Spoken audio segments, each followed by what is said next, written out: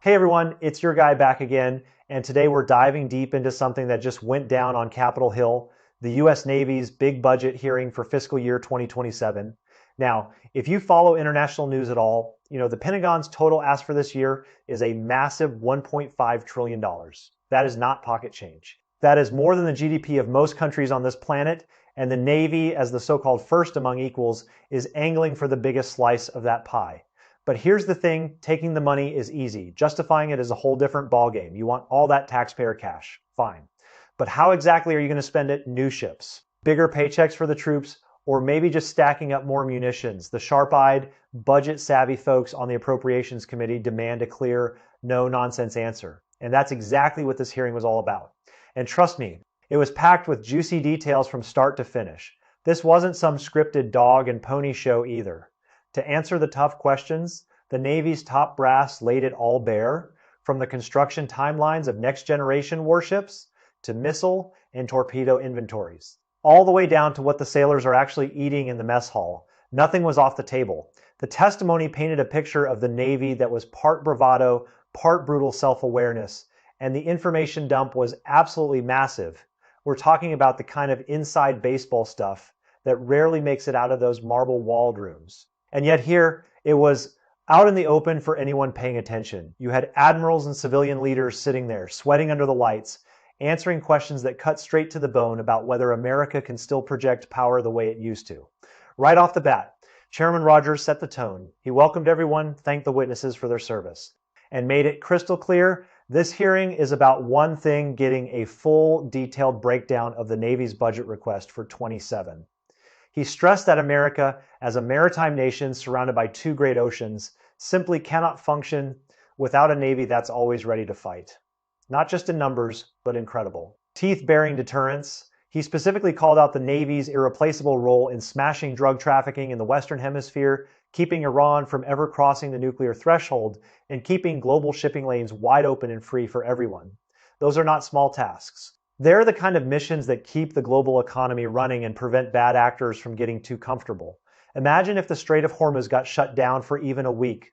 Oil prices would spike, markets would panic, and every American family would feel it at the pump. That's what's at stake here, but Rogers didn't stop there. He pivoted hard and flat out said, we have to stay laser focused on the growing naval power of China. In his view, there's no choice.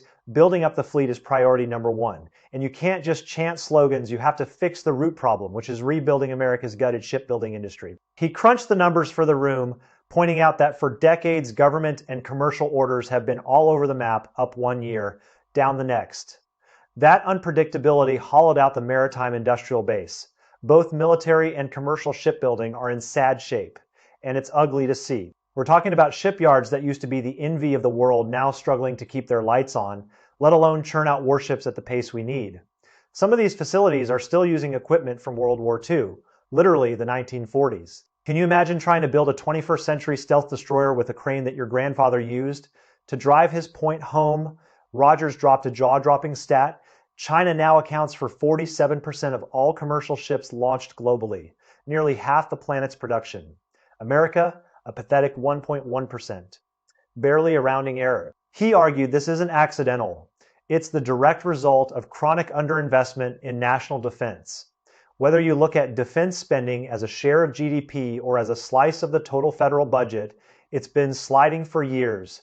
That slide choked shipyard capacity, killed production scale, and sent fleet readiness into a nosedive. So to keep adversaries scared and keep its maritime crown, Rogers said the U.S. needs a dense network of modernized shipyards, overhauled dry docks, new cranes, the whole works, and a surge of highly skilled welders, riveters, and fitters. Otherwise, even if you build ships, you can't maintain them. It's like buying a Ferrari and then realizing you have no mechanic who knows how to change the oil. You've got a beautiful machine that's going to sit in the garage and collect dust. Then Rogers got down to the dollars. He said the president's $1.5 trillion blueprint is the key to reversing the Navy's decline.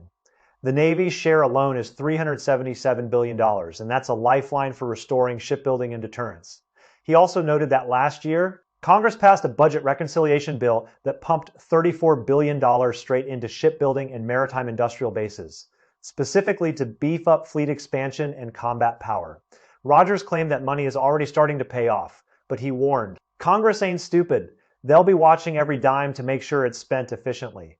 Plus, the Pentagon rolled out several key reforms last year, like a new accelerated requirements process to fast-track innovative commercial tech. While slashing red tape to speed up contracting and decision-making, those reforms sound good on paper, but whether they actually work in practice is a whole other question. We've heard about Pentagon reforms before, and somehow the money still seems to disappear into the same black holes. But then Rogers dropped the happy talk and furrowed his brow, expressing deep worry about the fleet's overall readiness. His exact words, to strengthen deterrence and protect maritime interests, the Navy must prioritize an 80% quick reaction readiness rate for the entire fleet, especially amphibious assault units. Reality check, nearly half of those amphibious ships are in bad shape. They can't support full Marine Corps expeditionary deployments. Still, he came out swinging, insisting the U.S. must maintain 30 amphibious units ready to deploy at a moment's. Notice, because amphibs are the bedrock of America's rapid response capability, the fist you throw into any hotspot around the globe. Think about it, when a crisis erupts, whether it's an embassy evacuation, a natural disaster, or a hostile takeover, those are the ships that show up first. And right now, half of them are broken or barely operational. That's a national security emergency in slow motion. He wrapped up by saying he's eager to hear the witnesses' concrete plans and figure out how to partner up to get our sailors and Marines the gear they actually need to do their jobs. You could tell he meant it. The guy was visibly frustrated. His voice had that edge you get when you've been saying the same thing for years and nobody's listening. After Rogers, the gavel passed to Vice Chair Nevins. He started with the usual pleasantries. Thanks to the chairman, thanks to the witnesses, looking forward to a robust discussion. He agreed with Rogers on the shipbuilding challenges. But then, bam, he showed his fangs and pushed back hard against his own boss. Sure, he said, our gear lags behind other nations, building ships is a slog, and modernization is daunting. But he threw in a twist. The nature of war has fundamentally changed. Unmanned autonomous systems and artificial intelligence are now do or die for future combat. And it's not just about having them, it's about mass producing them and their munitions at scale and doing it cheaply. He was basically saying, hey, while we're busy arguing over big metal boats, the real future is in software and swarms. And you know what? He's not wrong.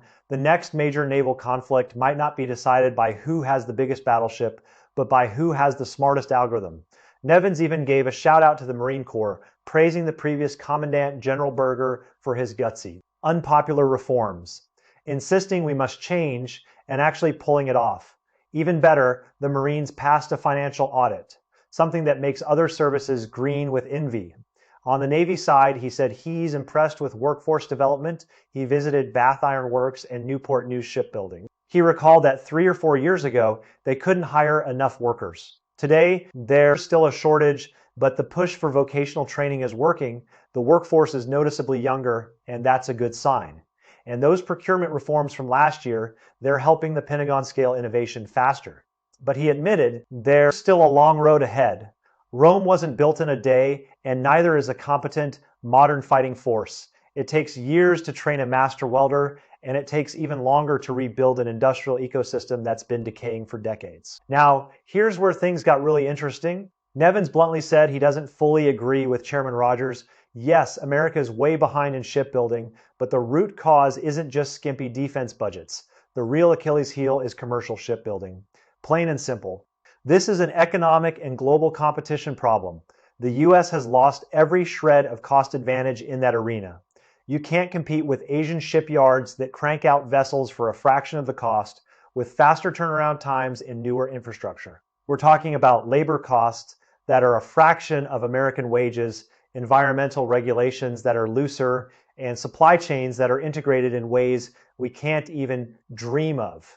That leads to his core argument: you can't just throw money at this structural nightmare. He warned that the federal debt is approaching $40 trillion, an astronomical number that no amount of economic growth can cover. So you have to play smarter, not just dream that cash fixes everything. That's a sobering thought for anyone who thinks printing more money solves all problems. We're already paying more in interest on the debt than we are on defense. And that gap is only going to widen to hammer it home. Nevins quoted Winston Churchill, something he says he's repeated in that room many times. But hell say it again, gentlemen, we have run out of money. Now we must think he believes America is at that very crossroads. But the good news, Americans aren't dumb. They have brilliant minds and advanced tech to guide the military toward cheaper, more cost-effective weapons. The goal should be asymmetrical platforms, solutions that don't break the bank. That's the real path forward. He's essentially saying, let's out-innovate, not outspend. And honestly, that's a message that resonates with a lot of Americans who are tired of seeing their tax dollars vanish into black holes. We've all read the stories about $1,000 hammers and $1,000,000 toilet seats. The Pentagon's procurement system is a running joke, and Nevins is basically calling for an end to that insanity. Then Nevins dropped a bombshell questioning whether to greenlight that $22 billion super battleship. He expressed profound doubt, not just about whether the US can actually build it without disasters, but whether in an era when everyone should be focusing on autonomous systems and affordable solutions. Such an insanely expensive traditional behemoth even makes sense. He warned that if the Pentagon keeps burning cash like this, the security goals America urgently needs will never be met. He was practically screaming, "Are we out of our minds? $22 billion for one ship. That could fund an entire fleet of smaller, smarter unmanned vessels that could do the job more flexibly and with less risk to human life. You could buy hundreds of drone submarines for that kind of money, and they'd be harder to detect, cheaper to operate, and just as effective in many scenarios." But no, we're stuck in this mindset that big equals powerful, and that's a dangerously outdated way of thinking. So what's Nevins' masterstroke? He says the US has partners and allies. Everyone in the room agrees. But we need to dig deeper to boost capacity. America should collaborate heavily with shipbuilding powerhouses like South Korea, Japan, and Norway. He cracked a joke, hoping those countries are still our allies. At least for today, on that foundation, we have to build more partnerships to meet our needs. His bottom line, the budget thinking of the past 25 years. Assuming unlimited resources to solve every disaster is a fantasy. We have to make cost-effective decisions within realistic budgets to hit our defense targets. That's the kind of pragmatic talk that doesn't always get applause in DC. But it's honest, it's the kind of talk that would make your average small business owner nod in agreement. Because they understand that you can't spend your way out of every problem. After that verbal sparring match, Rogers took back the mic and introduced the witnesses. Acting Navy Secretary Mr. Sal Hong, Chief of Naval Operations, Admiral Darrell Caudle, and Marine Corps Commandant General Eric Smith. He welcomed them and called on Secretary Cao O to start the testimony. What Cao O said next, that's for another breakdown. But you can bet your bottom dollar that the real fireworks were just beginning. You've got three of the most powerful military leaders in the country sitting there, ready to defend their budgets and their visions. And the committee members are going to grill them like a summer barbecue. That's the beauty of American democracy. Even our top admirals have to answer to elected officials who are accountable to the people. So what do you make of Rogers and Nevins' sharply different takes? Here's my 2 cents. The US Navy was once unquestionably number one, no debate. We ruled the waves and everyone knew it, but let's be real. Even they admit it's aging and showing serious strain. A lot of these new concept weapons have left them scrambling and reacting instead of leading. The most glaring example, asymmetric warfare using low-cost drones, especially those low, slow, tiny suicide drones and swarm tactics. The Navy's current air defense and missile defense systems still don't have a cheap, effective answer for them. And don't forget, during recent Middle East standoffs, the Navy took real hits from drones. That's not speculation. That's fact. They've bled from those attacks. You'd think after all that, they'd have a solution, but nope, still wide open. We're talking about billions of dollars in air defense systems that can be neutralized by a $1,000 drone bought off the shelf. That's not just a tactical problem, that's a strategic crisis. Then there's hypersonic missiles. A decade ago, they were sci-fi luxuries. Now, they're almost commonplace. Some might say they're everywhere. Look at the news. Whether it's the Houthis in Yemen or Iranian forces, they've got hypersonics, and they're slinging them like they're going out of style. Even more terrifying is the new tactic. First, send a wave of drones to exhaust your expensive standard missiles and clog your fire control channels. Then, bam, hypersonics come screaming in at multiple times the speed of sound, giving you zero reaction time. Against that 1-2 punch, the US Navy currently has no reliable defense. They're wide open. It's like bringing a knife to a gunfight, except the knife is 70 years old and rusty. And the enemy isn't just one country, It's a whole ecosystem of state and non-state actors who are sharing tactics, technology, and training. This isn't the Cold War anymore, where you could just outspend the Soviets. This is a multipolar world with multiple threats, and we're still fighting the last war. That's why in this hearing, both Rogers and Nevins admitted the Navy is lagging in multiple areas.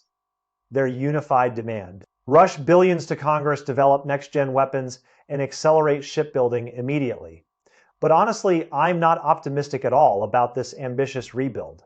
With America's industrial hollowing, shortage of skilled labor, decaying shipyard infrastructure, and the deeply embedded, bloated corruption of the military-industrial complex, this shipbuilding plan is likely to end up as a half-built ghost project. We've seen this movie before: big promises, big budgets, and then years of delays, cost overruns, and eventually a quiet cancellation. Remember the Zumwalt-class destroyers? We were supposed to get 32 of them. We got three, and they cost more than $1 billion each. The Ford-class carriers over budget and behind schedule. The F-35, don't even get me started. That program has cost us well over $1 trillion, and it still has more bugs than a Louisiana swamp. Even if they pivot and try to build one symbolic Trump-class super battleship to save face, I call it a pipe dream. Most likely, it'll stay stuck in concept art sci-fi, or frozen on a PowerPoint slide. That's just the reality, whether we like it or not, because the problem isn't just money, it's culture. The Pentagon rewards failure. Contractors get paid more when programs are delayed and over budget. There's no accountability, no urgency, no real competition. It's a closed shop, and the American taxpayer is the one picking up the tab. Until we fix that rot, no amount of funding will save us. I am not just being a pessimist for the sake of it. History is littered with graveyards of failed mega projects. Remember back in 1991, the Soviet Union's half-built Ulanovsk-class nuclear carrier and all those unfinished subs. When the Red Empire collapsed, they turned into rusting scrap military overreach. And astronomical defense spending have a nasty habit of bankrupting nations. Think about World War II. Germany, Japan, or the Soviet Union during the Cold War. All were mighty, and all crumbled under their own weight. It's a pattern as old as empire itself. Spend too much on swords, and you run out of bread.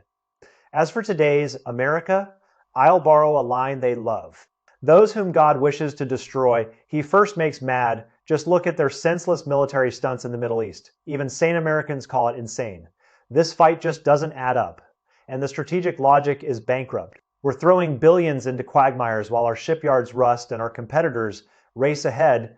We're fighting 20th century wars with 21st century budgets and 19th century industrial capacity. That's a recipe for disaster. And here's the kicker. While we're busy arguing over budgets and battleships, China is quietly building the world's largest merchant fleet, modernizing its naval bases, and cranking out destroyers like they're going out of fashion. They're playing the long game.